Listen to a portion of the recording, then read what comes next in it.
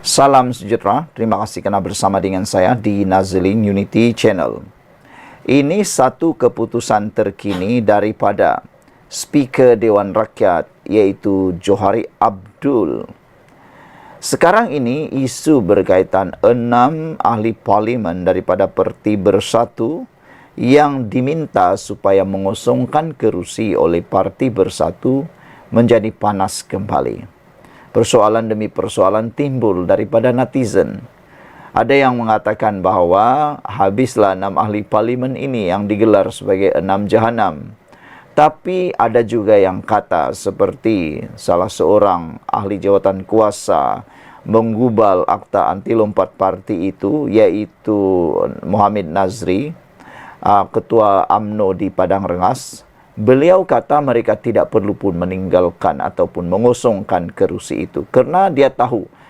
Saya yakin Muhammad Nazri tahu apa yang dia cakap kerana dia salah seorang ahli kepada jawatan kuasa akta anti lompat parti tersebut, dan beliau menasihati Speaker Dewan Rakyat untuk meneliti setiap ucapan dalam mesyuarat jawatan kuasa tersebut. Dan ini pula keputusan ataupun pendirian terkini Speaker Dewan Rakyat iaitu Johari Abdul.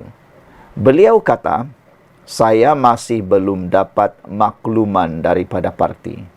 Itu jawapan daripada Johari Abdul ketika ditanya tentang status terkini 6 ahli parlimen Parti Bersatu itu. Yang menghairankan netizen ialah kenapa hari ini Johari Abdul belum dapat makluman daripada parti, padahal begitu gairahnya Parti Bersatu nak mengosongkan kerusi 6 ahli parlimen itu. Begitu tergesa-gesanya mereka, terdesaknya mereka untuk dapat kelulusan ROS dan mahu cepat, mahu merampas semula kerusi itu. Tapi sehingga waktu ini, Johari kata dia masih belum dapat makluman daripada parti. Menjadi pertanyaan besar daripada rakyat atau penganalisis politik, pengikut politik Malaysia. Yang di-Pertua Dewan Rakyat, Tan Sri Johari Abdul setakat ini masih belum menerima sebarang pemakluman mengenai sebarang pemakluman daripada Bersatu berhubung keputusan Jabatan Pendaftaran Pertubuhan ROS meluluskan usul pindaan perlembagaan parti itu. Justru Johari berkata beliau tidak akan mengambil apa-apa langkah susulan keputusan itu berhubung dakwaan kononnya 6 ahli parlimen Bersatu yang menyokong Perdana Menteri Datuk Seri Anwar Ibrahim sebelum ini perlu mengosongkan kerusi mereka. Kata Speaker Dewan, sehingga kini saya tidak dapat sebarang surat atau apa-apa panggilan telefon. Malah tiada sesiapa yang berjumpa saya untuk memaklumkan kelulusan ROS itu. Bagi saya, kata beliau, apa saja yang berlaku di luar parlimen, itu di luar bidang kuasa saya. Pindaan perlembagaan Bersatu ini berlaku di luar parlimen. Jadi ia adalah hal parti dan permainan politik Bersatu. Saya pun tahu hal ini, kelulusan ROS daripada media, dan saya anggap tidak ada apa-apa yang berlaku sehingga ada pemakluman, katanya, kepada Berita Harian semalam. Johari mengulas keputusan ROS yang meluluskan usul pindaan perlembagaan Bersatu yang dibuat pada Perhimpunan Agung Khas EGM parti itu pada 2 Mac lalu. Pindaan itu membabitkan pelucutan serta-merta keahlian wakil rakyatnya jika menyatakan sokongan kepada mana-mana pihak yang bertentangan dengan arahan atau pendirian parti. Siar surat kelulusan. Perkara itu dimaklumkan Setiausaha Agung Bersatu Datuk Seri Hamzah Zainuddin dan Ketua Armada Wan Ahmad Faisal Wan Ahmad Kamal yang turut menyiarkan salinan surat kelulusan ditandatangani pendaftar pertubuhan Datuk Muhammad Zulfikar Ahmad yang antara lain menyebut pindaan tersebut diluluskan dan boleh dikuatkuasakan mulai 1 April 2024.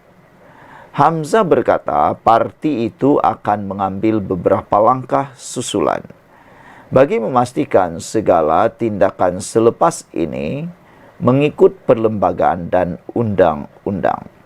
Mengulas lanjut, Johari berkata jika mendapat pemakluman berhubung keputusan ROS itu, beliau akan meneliti perincian pindaan itu satu persatu.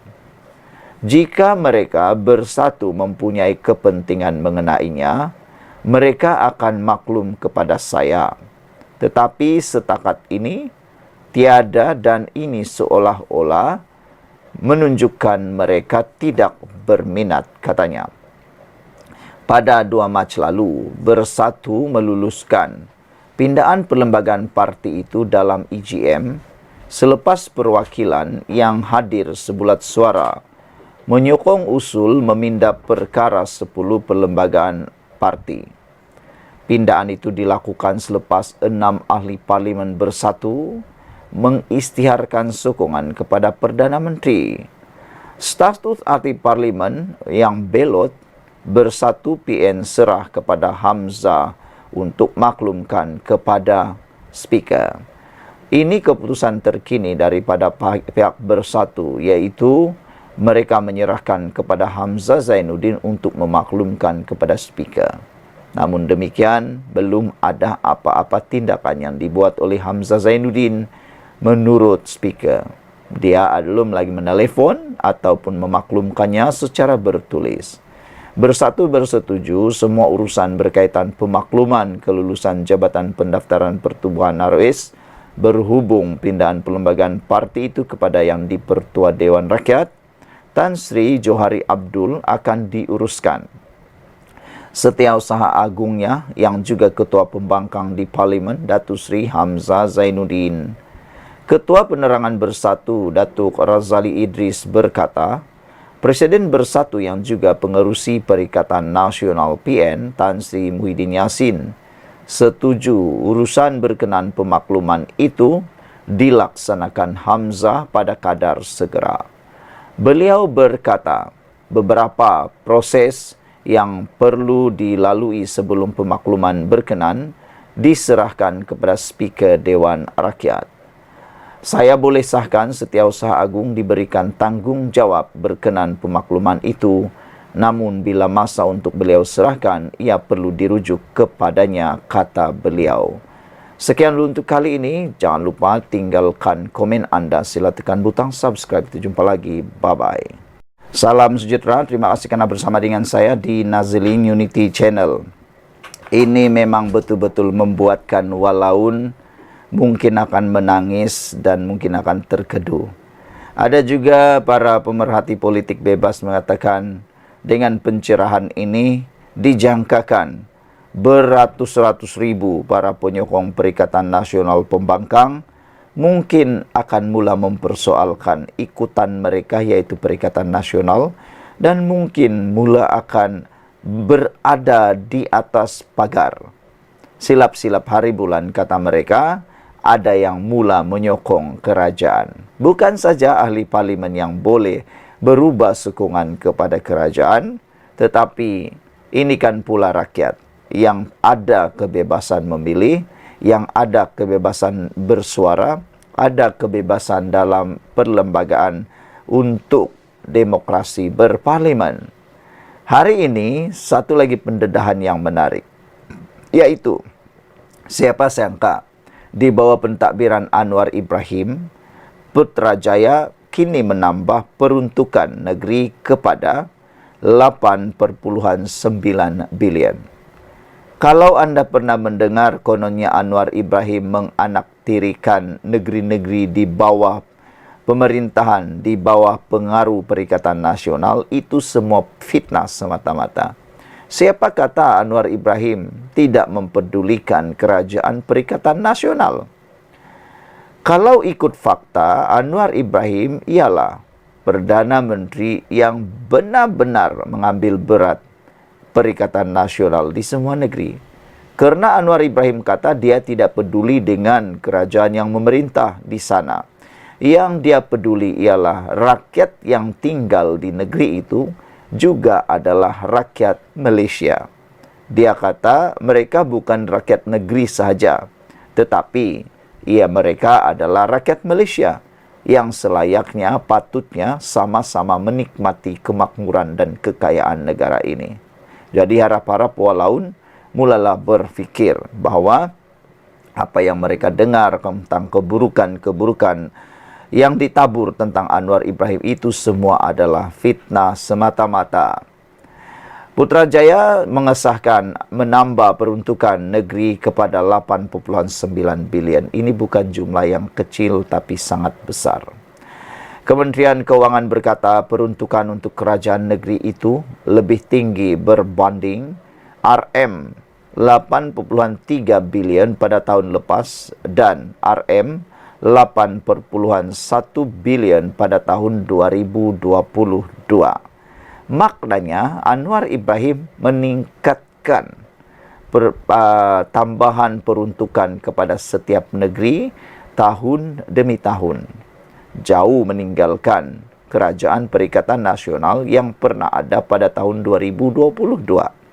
Anwar Ibrahim meningkatkan dari tahun kepada tahun. Majlis Kewangan Negara bersetuju dengan keputusan Kerajaan Persekutuan menambah baik pemberian kepada kerajaan negeri berjumlah 8.9 bilion tahun ini. Kementerian Keuangan dalam kenyataan hari ini berkata, peruntukan pemberian itu meningkat berbanding 8.3 bilion pada tahun lepas dan RM 8.1 bilion pada tahun 2022. Katanya, peningkatan pemberian itu termasuk peningkatan pemberian penyelenggaraan jalan negeri kepada 5.4 bilion ringgit berbanding 5.2 bilion tahun lepas dan pemberian berdasarkan tahap pembangunan ekonomi, infrastruktur serta kesejahteraan hidup tahap sebanyak 400 juta ringgit. Selain itu, kenaikan pemberian pindaan fiskal ekologi EFT kepada 200 juta ringgit berbanding 150 juta ringgit tahun lepas dan penambahan pemberian khas tahunan kepada Sarawak dan Sabah kepada 300 juta berbanding 16 juta untuk Sarawak serta 129.7 juta untuk Sabah tahun lepas. Peningkatan pemberian kepada perpustakaan dan muzium negeri sebanyak 10% tahun ini. Bagi perbelanjaan pembangunan kewangan, Kementerian Keuangan berkata, RM 39.4 bilion disediakan tahun ini untuk melaksanakan projek pembangunan negeri berbanding 36.7 bilion pada tahun lepas dan 28.8 bilion pada tahun 2022. Kelulusan permohonan kerajaan negeri diberikan berhubung kesiapsiagaan menghadapi sebarang kecemasan atau bencana alam seperti musibah banjir dan tanah runtuh yang boleh menyebabkan kerosakan jalan serta jambatan. Dalam hal ini katanya, Majlis Kewangan Negara meluluskan pembelian jambatan sementara Beli menggunakan peruntukan pemberian penyelenggaraan jalan negeri secara one-off bagi tahun ini dan kenaikan had untuk membiayai perbelanjaan pengurusan berkaitan penyelenggaraan jalan negeri sebanyak 10% atau 10 juta ringgit mana lebih rendah.